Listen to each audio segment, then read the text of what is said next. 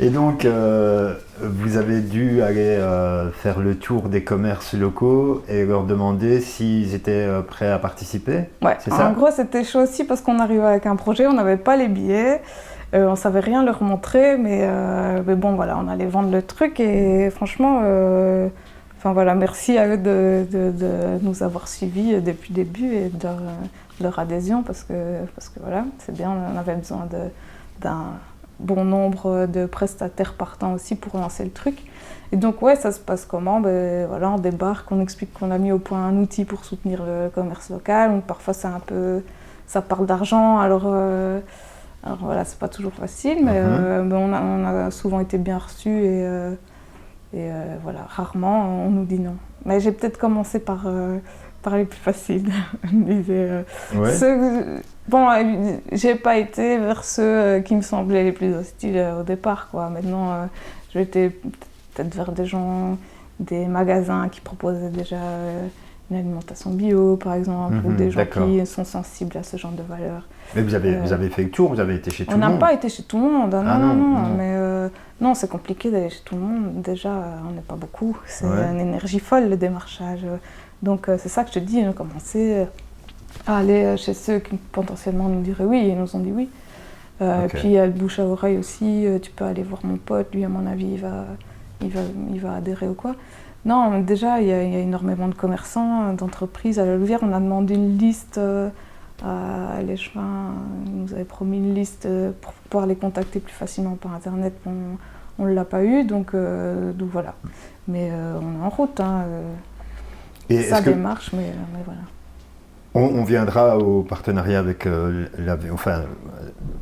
on regardera un petit peu la ville un peu plus tard, mais là, la question que je voulais poser, c'est est-ce que vous avez eu des commerçants qui sont venus vers vous, qui vous ont dit « Ah, j'ai entendu parler de votre loupie, ça m'intéresse ». Ben, franchement, il y a eu une dame qui fait des bijoux en pierre à Houdain, et elle est venue spontanément vers moi. Souvent, j'avoue qu'on envoie un petit message ou on débarque dans le magasin. Là, comme ça, ce qui me vient, c'est qu'il n'y en a qu'une sur les 40 qui est venue spontanément. Peut-être vous avez 40 le boucher aussi, notre boucher il est venu aussi spontanément. Vous avez 40 partenaires? On a une quarantaine de partenaires, ouais. On a un peu de tout, des magasins d'alimentation, on a une coiffeuse, un boucher, boulangerie, magasin de livres, BD, des jeux, des artisans, des cafés qui sont malheureusement fermés. Et est-ce qu'il y a des commerçants qui vous ont dit non, dégage, ça m'intéresse pas? Ouais, clairement. Je commence à faire non, ça m'intéresse pas. Ok. T'es un peu déçu parce que tu dis le projet, en fait, mec, c'est pour toi qu'on le fait. Écoute-moi au moins, essaye de comprendre. Donc voilà. Mais je comprends parce que je crois qu'il faut vraiment comprendre l'enjeu, comprendre ce qu'il y a derrière. Et que c'est difficile, quoi. T'as des gars qui débarquent avec des faux billets dans ton truc. Tu te dis ce qu'ils vont me faire. En plus, c'est la crise. Enfin, bon, voilà, je comprends qu'ils disent non, quoi. Maintenant, là, il y en a, la plupart trouvent ça intéressant puisqu'ils sentent bien qu'il faut soutenir, quoi. Et donc, les problèmes peut-être qui se posent, c'est le problème de sécurité du billet et ce qui... Ils ont peur d'avoir des milliers de loupies dans leur caisse, quoi. En fin du mois, qu'est-ce que je vais faire avec 3000 loupies? Et on leur dit non, c'est pas possible, vous n'aurez jamais ça. C'est toujours une partie infime du chiffre d'affaires, quoi. Faut pas rêver. Hein. Bon, mais après, j'ai un exemple comme ça qui me vient en tête. Mais tu vas acheter un truc à 36 € avec un billet de 50 loupies. Qui n'existe pas, le billet de 50. C'est pas grave. Je vais prendre un autre exemple, mais voilà. Le commerçant il est obligé de te rendre 14 €. Ouais. Donc lui il se retrouve avec des loupies et il a perdu des euros, quoi. Non, il peut te rendre des loupies qu'il a dans sa caisse. Normalement, il en a dans sa caisse. Ouais, d'accord. Donc on encourage toujours le commerçant à rendre en monnaie locale. Ça la remet dans le circuit. Et effectivement, s'il n'en a pas et qu'il a dû te rendre en euros, bah, c'est pas grave, c'est 1. Puis le jour où il en a vraiment trop, qu'il n'a pas su les réinvestir, qu'il a fait de son mieux pour aller boire son café et tout ça, il peut nous les ramener. On a décidé donc ça c'est le grand débat, est-ce qu'on opère une petite taxe, un taux de change quand on fait ce qu'on appelle du ready-mage, quand ils viennent rendre. Et donc on a décidé de ne pas le faire, surtout, enfin pas pour le moment. Il y a des monnaies locales qui le font pour empêcher que les gens reviennent changer, quoi, dissuader de rechanger, qui reversent à des assos. Mais on a dit on ne va pas le faire parce que, en tout cas, quand on n'a pas assez de partenaires, quand l'offre n'est pas assez diversifiée, tu ne peux pas te permettre de dire non, garde tes loupies, quoi, ou de taxer. Donc non, ils peuvent. Quand on voit qu'il y a de la bonne foi, qu'il a essayé de réinvestir et qu'il reste quand même une somme, on change, quoi, sans problème. D'accord. Ça arrive rarement. D'après les autres monnaies, en tout cas, c'est quelque chose qui se fait rarement. Alors, donc, l'aventure, elle a commencé en 2018, c'est ça. Depuis quand est-ce que le Loopy est en circulation? Et donc, on l'a mis en circulation le 13 juillet 2020, donc juste l'année passée, en plein milieu des 2 confinements. Donc voilà, il y avait un petit marché producteur rue Albert Ier et on a fait le lancement à ce moment-là. Donc c'était pas. Est-ce que finalement le Covid ça a joué positivement ou négativement dans cette affaire? C'est clair que ça freine le développement du projet. On ne fait pas tout ce qu'on voudrait faire. Puis tu as plein de commerces fermés. Il y en a qui ont mis la clé sous la porte dans ce qu'on avait comme partenaire. Ah ouais. Tu peux pas faire ce que tu avais prévu comme réunion ou réunion d'information, des petits drinks entre partenaires, des trucs. Le démarchage, bah, c'est aussi moins évident avec les mesures et tout ça.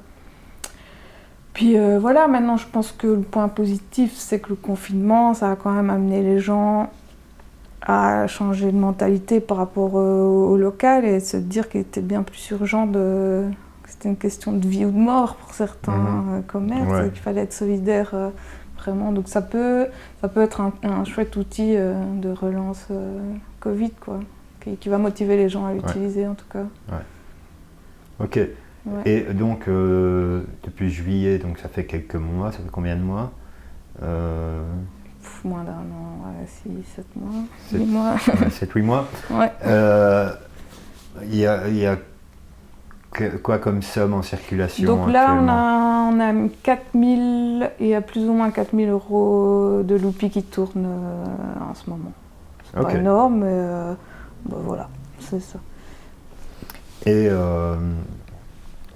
alors, évidemment, pas pour la Louvière parce que c'est encore très récent, mais sur d'autres expériences, est-ce qu'on peut mesurer l'efficacité d'une monnaie locale par rapport au relancement de l'économie locale, justement? Par exemple, tu as le SCO, qui est la monnaie locale du Pays Basque, qui est en route depuis 2013, donc ça fait pas mal de temps. Ils ont 2 500 millions... 2 500 000 argent qui tournent, ils ont 4000 utilisateurs, j'ai retenu plus de 1000 partenaires, 1100 partenaires, donc là tu vois vraiment que c'est un gros truc. Et donc là ils viennent de sortir une étude sur l'impact de la monnaie locale, donc il faudra aller voir là, j'ai pas, les résultats sortent au compte-gouttes, là j'ai pas porté mon attention là-dessus, c'est un peu difficile de mesurer l'impact puisque c'est des initiatives récentes, quoi. Donc voilà, on n'a pas l'idée, mais en tout cas tout est fait pour que ça marche. Ce qu'il y a, c'est qu'il faut atteindre une espèce de masse critique d'utilisateurs et de commerçants pour que le truc soit mis en route, quoi. Ça peut très bien fonctionner avec 40 utilisateurs, 40 mal, mais bon voilà, tu crées pas de mal, mais c'est un petit impact. Mais voilà, je crois que plus ça grandit, plus ça a un impact. Et ça pourra se mesurer aussi, à mon avis, facilement à Charleroi, puisqu'ils ont injecté, le bourgmestre a injecté, c'est Paul Magnette qui a mis 4 millions d'euros en monnaie locale pour la relance Covid. Ah oui, de Carolor, c'est ça? De Carolor, ouais. Donc eux, ils sont boostés. Boostés à fond, quoi. Donc là, on va voir vraiment l'impact si les gens qui ont reçu les chèques commerce vont aller les réinvestir ou vont revenir les rééchanger à la ville, des choses comme ça. Donc ça, on va pouvoir mesurer. Ben, transition toute trouvée. Du coup, Ouais, ici, à la ville de La Louvière, est-ce que vous avez établi des partenariats avec la ville? Comment ça se passe? Donc, comment ça s'est passé avec la ville, le long périple avec la ville?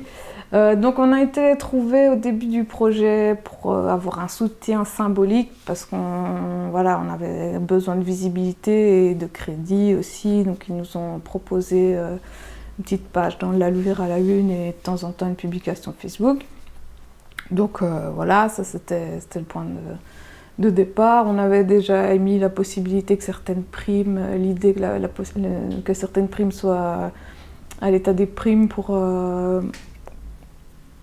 les façades fleuries, tu as des primes, tu reçois des sous quand tu te maries à la ville. Donc on avait essayé de demander que ce soit payé en loupi par exemple, ce sont des petites demandes de rien du tout mais qui n'avaient pas été prises en compte.